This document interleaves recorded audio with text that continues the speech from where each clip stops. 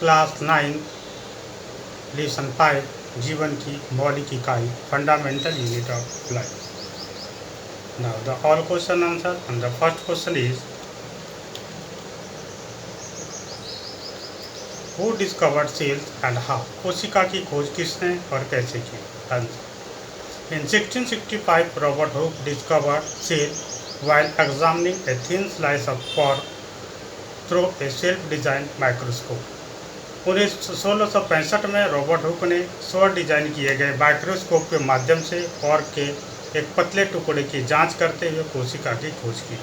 He observed that the cork resembled the structure of honeycomb consisting of numerous tiny compartments। वह देखा गया कि cork में की संरचना मधुकोश की तरह थी जिसमें कई छोटे छोटे डिब्बे थे।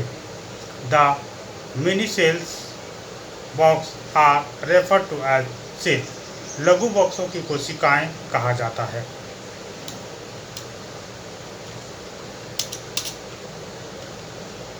Now question number 2, why is the cell called the structural and functional unit of life?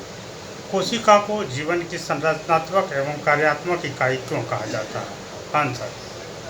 Cell from the structure of an entity, a group of cells from a tissue, further an organ and ultimately an organ system। कोशिकाएं एक इकाई की संरचना बनती है। कोशिकाओं का एक समूह, एक ऊतक, फिर एक अंग और अंततः एक अंग प्रणाली बनता है। They perform fundamental functions and life process such as respiration, digestion, excretion etc. in both unicellular and multicellular entities। वे दोनों एक कोशिकी में मूलभूत कार्य और जीवन प्रक्रियाएं जैसे श्वसन, पाचन, उत्सर्जन आदि करते हैं। They perform all the activities independently, hence cell are refer to a structural and fundamental unit of life. वे सभी गतिविधियां स्वतंत्र रूप से करते हैं, इसलिए कोशिका को संरचनात्मक और जीवन की मूलभूत इकाई कहा जाता है। Now the next question is how do substances like CO2 and water moves in and out of the cells? Discuss. CO2 और पानी जैसे पदार्थ कोशिका के अंदर और बाहर कैसे आते जाते हैं? Answer CO2 moves by diffusion. The cellular waste accumulate in high concentration in the cell. CO2 विसरण द्वारा गति करती है। सेल्यूलर अपशिष्ट कोशिका में उच्च सांद्रता में जमा होता है, जबकि बाहरी परिवेश में CO2 तुलनात्मक रूप से कम है। Where is the concentration of CO2 in the external surrounding is comparatively lower।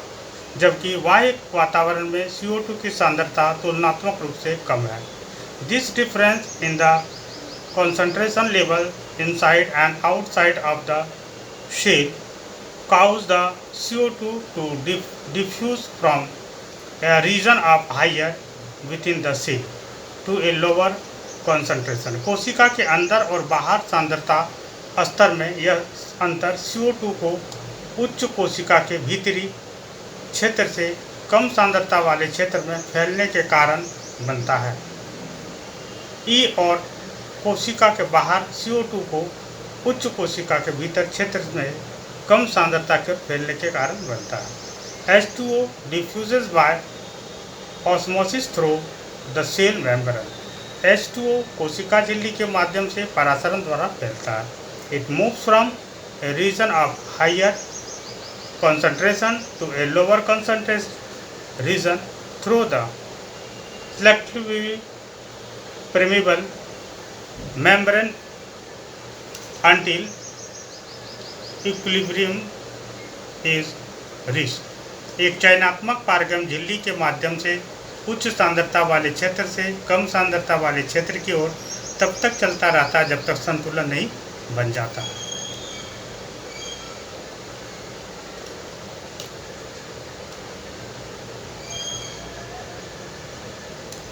Now the next question is,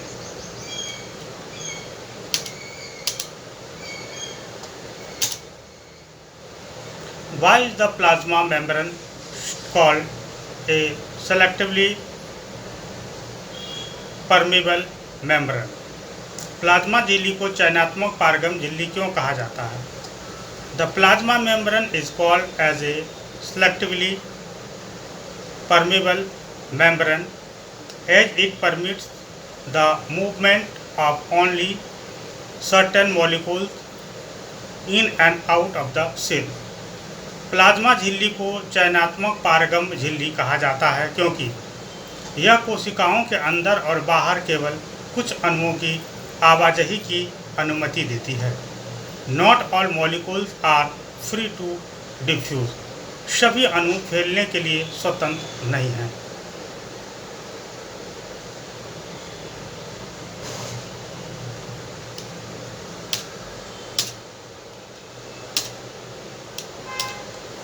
Fill in the gap in the following table illustrates the difference between prokaryotic and eukaryotic cell.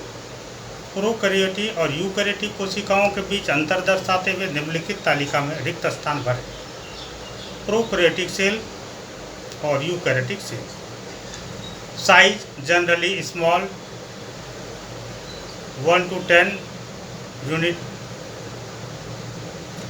आकार आमतौर पर छोटा 1 to 10 micrometre. The nucleus region is poorly defined due to the absence of nuclear membrane and is known as the nucleus.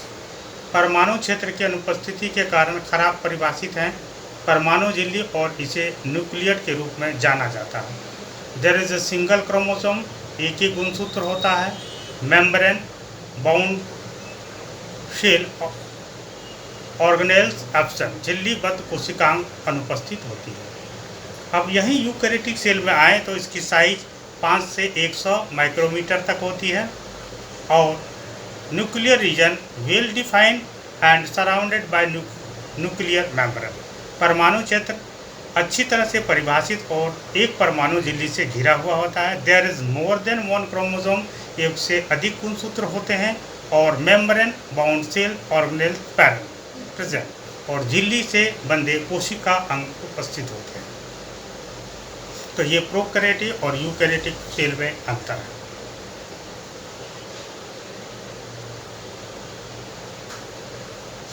The next question is,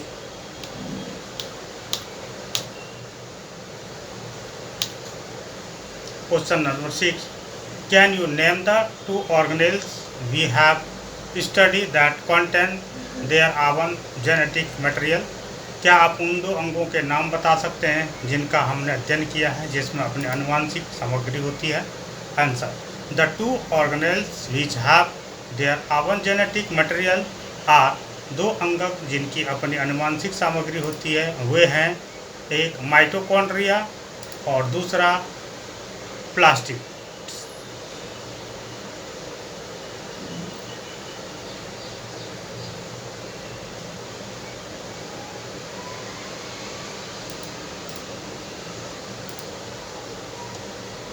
If the organization of a cell is destroyed due to some physical or chemical influence, what will happen? यदि किसी कोशिका का संगठन किसी भौतिक या रासायनिक प्रभाव के कारण नष्ट हो जाए तो क्या होगा? Answer, in the event of any damage to cell and when the revival of cell is not possible, कोशिकाओं को किसी भी क्षति की स्थिति में और जब कोशिकाओं को का पुनरुद्धार संभव नहीं होता है, lysosome burst and enzyme digest such cells. This is why lysosomes are often referred to as suicide valve. Lysosome फट जाते हैं और एंजाइम ऐसी कोशिकाओं को पचा देते हैं। यही कारण है कि लाइसोसोम को अक्सर आत्मघाती थैली कहा जाता है।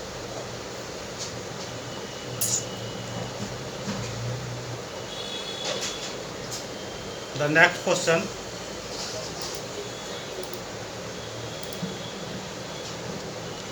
why are lysosomes known as suicide bags? Lysosome को आत्मघाती की थैली क्यों कहा जाता है? अभी हमने देखा when there is damage, same to same question है।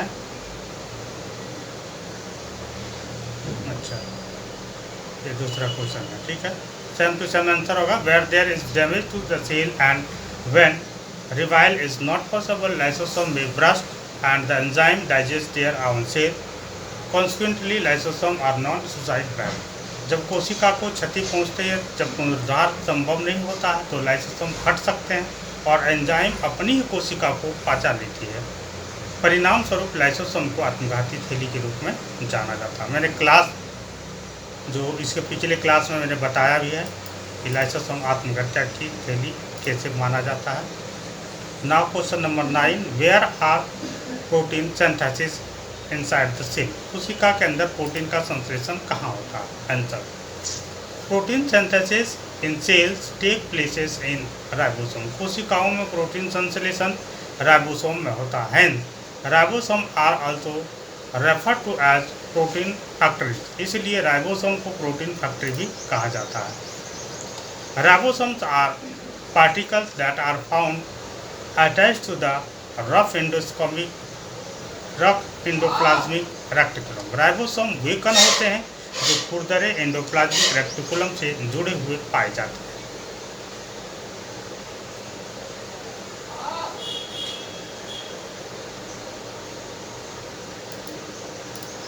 Now the next is make comparison and write down way which plant cells are different from animal cells. तुलना करें उन तरीकों को लिखे जिनमें पादप कोशिका पशु कोशिका से भिन्न है। विशेषताएं, यहाँ पादप कोशिका, जंतु कोशिका। सेल वाल, कोशिका भित्ति, इसमें उपस्थित होता है, इसमें अनुपस्थित होता है। शेप ऑफ सेल, कोशिका का आकार। With distance as the shape is either rectangular और स्क्वायर शेप। अलग अलग किनारों के साथ आकार या तो आयताकार होते हैं या चौकोर होते हैं, जबकि जंतु कोशिका में आकार गोल होते हैं। मैंने इसको बनाने भी बताए हैं पिछली क्लासेस में, है ना। न्यूक्लियस, नाभिक उपस्थित होता है, यह कोशिका के एक तरफ स्थित होता है, यह केंद्रक में स्थित होता है। लाइसोसोम रिसेंटली प्रेजेंट, विरले ही उपस्थित होते हैं। लाइसोसोम प्रेजेंट, हमेशा उपस्थित होते हैं। प्लास्टिड, इसमें उपस्थित होते हैं, इसमें अनुपस्थित होते हैं। और रिक्तिकाएँ, है ना, यहाँ पर क्या होता है, एकल या कुछ बड़ी रिक्तिकाएँ जो केंद्रक में होती है और असंख्य की उपस्थिति और छोटी राजधानियाँ, यहाँ पर छोटी राजधानियाँ के रूप में उपस्थित होती है और यहाँ पर बड़ी बड़ी रिक्तिकाएँ उपस्थित होती है पादप कोशिका में। तो ये पादप और जंतु कोशिका में अंतर है। नाउ द नेक्स्ट, यूकैरियोटिक कोशिका से किस प्रकार भिन्न है? ये क्वेश्चन पहले भी है, जस्ट वही क्वेश्चन है। प्रोकैरियोटिक यूकैरियोटिक सेल में इसमें आकार जो है छोटा होता है, इसका आकार बड़ा होता है ना। The nucleus region is not well defined as the nucleus membrane is absent and referred to as the nucleus. परमाणु क्षेत्र को परमाणु क्षेत्र के रूप में अच्छी तरह से परिभाषित नहीं किया गया है। झिल्ली अनुपस्थित होती है और इसे न्यूक्लियड कहा जाता है। यहाँ पर एक ही गुणसूत्र होता है, देयर सिंगल क्रोमोसोम, और झिल्ली से बंधे कोशिकांग अनुपस्थित होते हैं। Membrane bound cells organelles absent, जबकि यूकैरियोटिक सेल का आकार बड़ा होता है ना। परमाणु क्षेत्र इस अच्छी तरह से परिभाषित और परमाणु झिल्ली से घिरा होता है।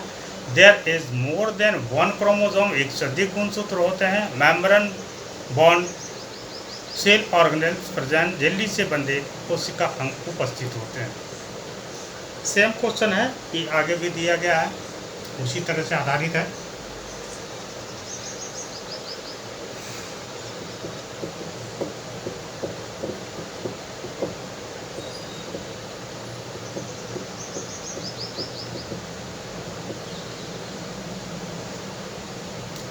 And the next question is,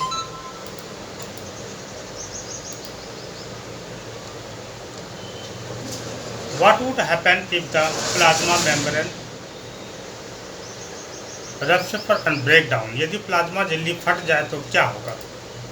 answer, If the plasma membrane rupture or break down, then molecules of some substance will freely move in and out of the cell. यदि प्लाज्मा झिल्ली फट जाए या टूट जाए तो कुछ पदार्थों के अणु स्वतंत्र रूप से कोशिकाओं के अंदर और बाहर आ जा सकेंगे. As the plasma membrane acts as a mechanical barrier, the exchange of material from its surrounding through osmosis or diffusion in a cell won't take place. चूँकि प्लाज्मा झिल्ली एक यांत्रिक बाधा के रूप में कार्य करती है, इसलिए कोशिका में परासरण या प्रसार के माध्यम से इसके आपस की सामग्री का आदान प्रदान नहीं होगा. Consequently, the cell would die due to the disappearance of the protoplasmic material. परिणाम स्वरूप प्रोटोप्लाज्मिक सामग्री के गायब होने के कारण कोशिका मर जाएगी.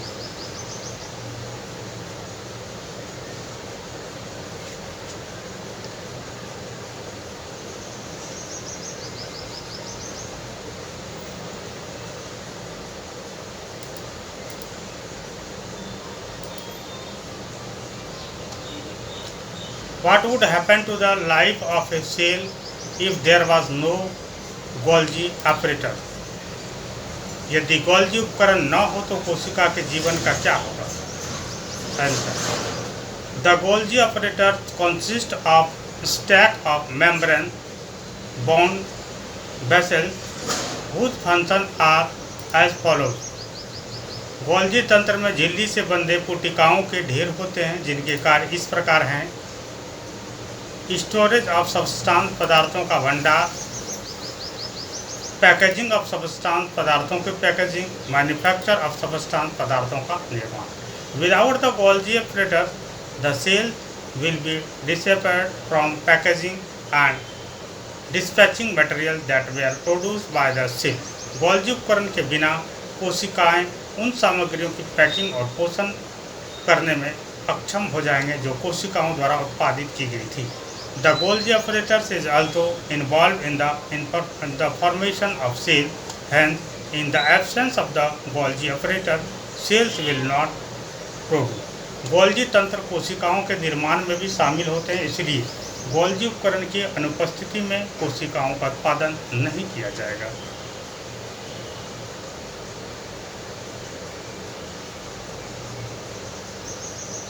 The next question.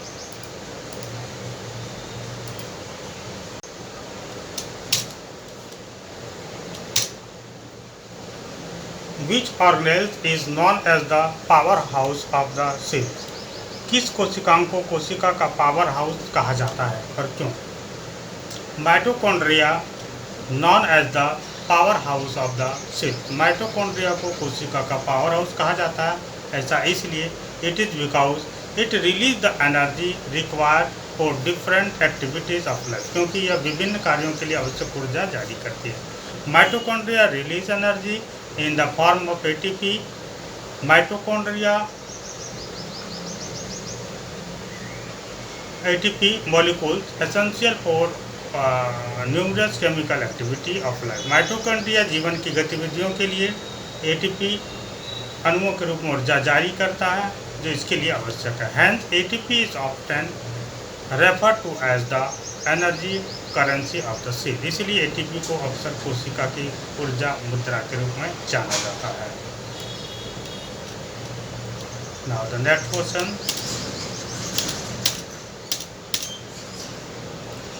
Where do the lipids and protein constituting the cell membrane get synthesis?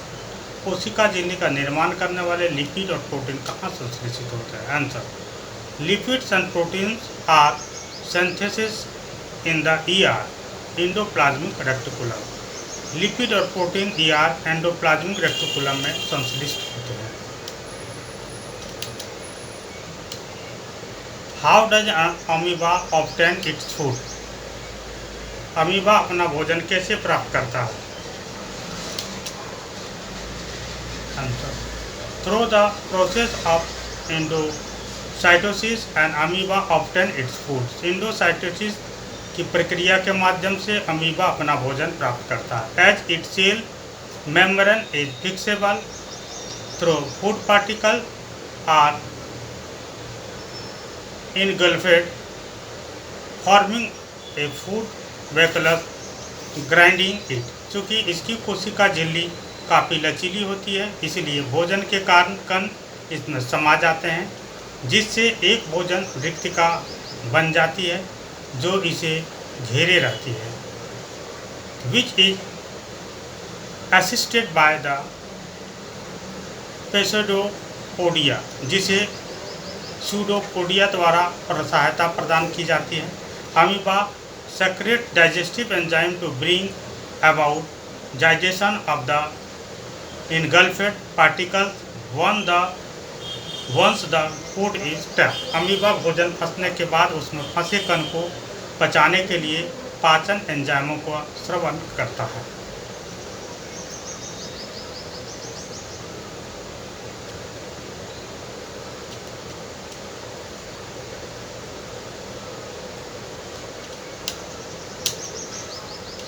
What is osmosis? परासरण क्या है?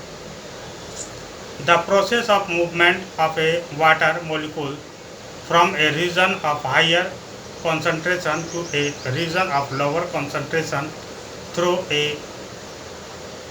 semi-permeable membrane is known as osmosis।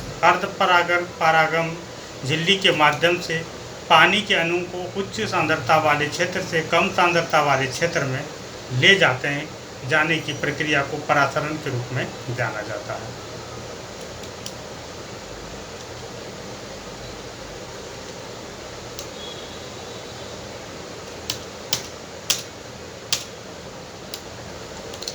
Carry out the following osmosis experiment। Take 4 peeled potato, half and scoop each one out to make potato cups। One of these potato cups should be made from a boiled potato। Put each potato cup in a trough containing water। Now keep a empty। Put 1 teaspoon sugar in a cup B। Put 1 teaspoon salt in a cup C। Put 1 teaspoon sugar in the boiled potato cup D। Keep these for 2 hours। Then observe the 4 potato cups and answer the following। निम्नलिखित परासरण प्रयोग करें। 4 छिलके वाले आलू से के आधे हिस्से लें और प्रत्येक को निकालकर आलू के कप बना लें। इसमें से एक आलू का कप होना चाहिए उबले आलू से बनाया गया। आलू के प्रत्येक कप को पानी वाले बर्तन में रखें। अब कप ए खाली रखें। कप बी में 1 चम्मच चीनी डालें। कप सी में 1 चम्मच नमक डालें। कप डी उबले आलू के कप में 1 चम्मच चीनी डाल दें। इन्हें 2 घंटे तक रखें। फिर 4 आलू कपों का निरीक्षण करें और निम्नलिखित के उत्तर दें।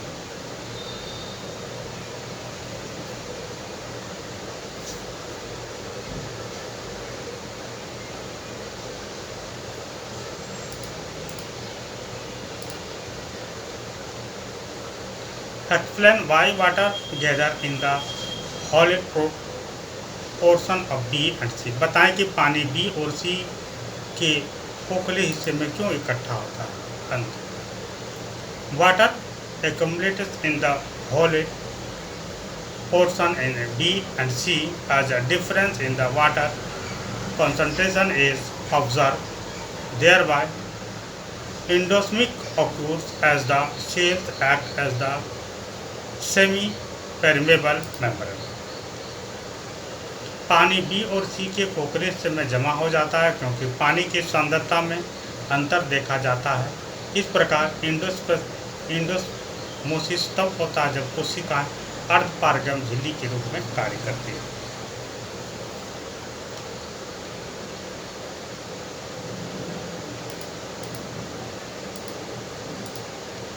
Why is potato a necessary for this experiment? इस प्रयोग के लिए आलू क्यों आवश्यक है? Potato is essential for this experiment as a significant to compare different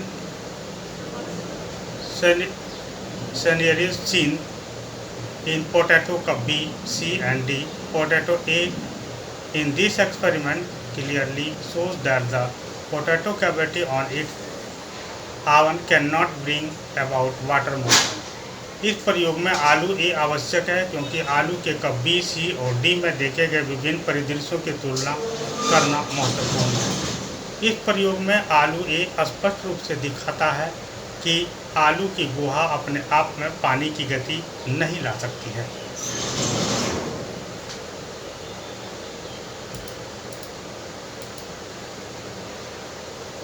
Explain why water does not gather in the hollowed out portion of a D. बताएं कि ए और डी के खोखले हिस्से में पानी इकट्ठा क्यों नहीं होता।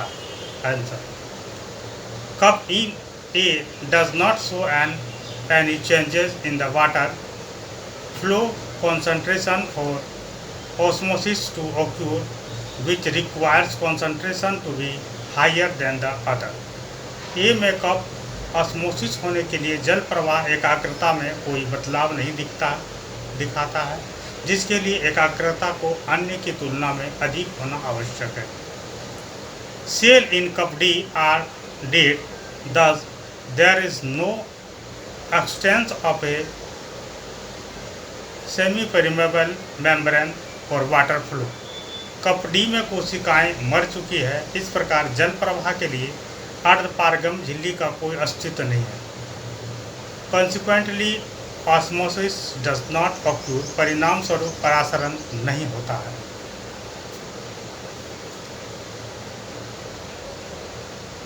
Next,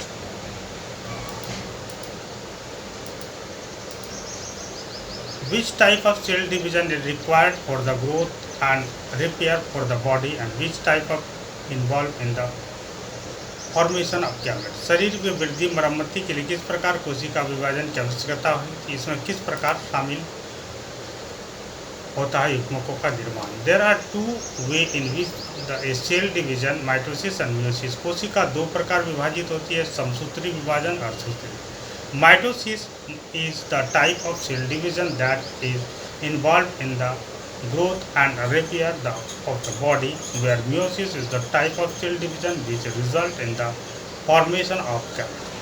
माइटोसिस एक प्रकार का कोशिका विभाजन है जो शरीर की वृद्धि और मरम्मत में शामिल होता है, जबकि अर्धसूत्री विभाजन एक प्रकार का कोशिका विभाजन है जिसके परिणाम स्वरूप युग्मक का निर्माण होता है।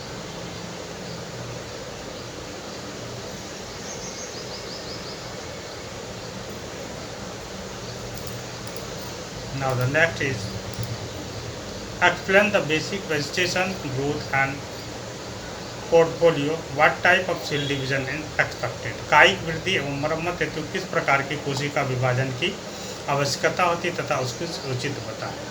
The form of cell division known as mitosis is responsible for the body's expansion and repair. कोशिका विभाजन का वह रूप जिसे माइटोसिस कहा जाता है, शरीर के विस्तार और मरम्मत के लिए जिसमें जिम्मेदार होता है। Gametes are created as a result of the cell division process known as meiosis. युग्मक का निर्माण कोशिका विभाजन प्रक्रिया के परिणाम स्वरूप होता है जिसे अर्धसूत्री विभाजन कहा जाता है।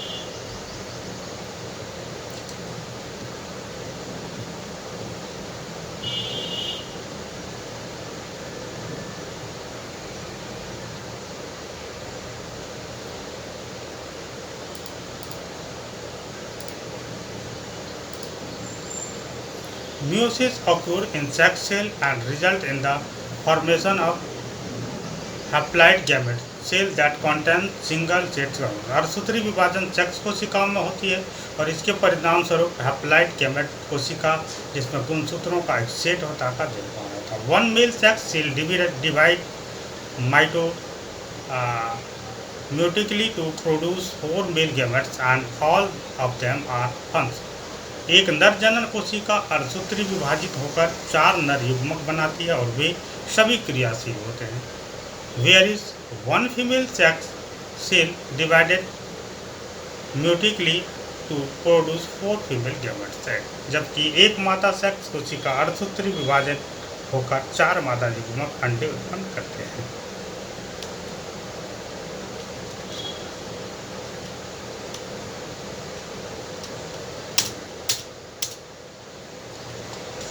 Which type of cell division is required for growth and repair of the body and which type involve information of gametes?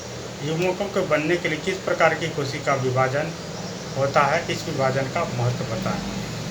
कोशिका विभाजन। When a parental cell divided into 2 more daughter cell, cell division has taken place। जब एक मूल कोशिका 2 या 2 से अधिक संतति कोशिका में विभाजित हो जाती है तो कोशिका विभाजन हो चुका होता है। Usually, cell division happens as part of a longer cell cycle। आमतौर पर कोशिका विभाजन एक लंबे कोशिका चक्र के भाग के रूप में होता है। All cell divide into during reproduction with each parental cell producing 2 daughter cells। प्रजनन के दौरान सभी कोशिकाएं 2 भागों में विभाजित हो जाती है। प्रत्येक पुत्री कोशिका 2 पुत्री कोशिका उत्पन्न करती है। Cell division can occur in 2 different ways, mitosis and meiosis. कोशिका विभाजन 2 अलग अलग तरीकों से हो सकता है, माइटोसिस और अर्धसूत्री विभाजन। The form of cell division known as mitosis responsible for the body expression of repair. कोशिका विभाजन का वह रूप जिसे माइटोसिस कहा जाता है शरीर के विस्तार और मरम्मत के लिए जिम्मेदार होता है। Gametes are created as the result of cell division process known as meiosis. युग्मक का निर्माण कोशिका विभाजन प्रक्रिया के परिणामस्वरूप जिसे अर्धसूत्री विभाजन कहा जाता है।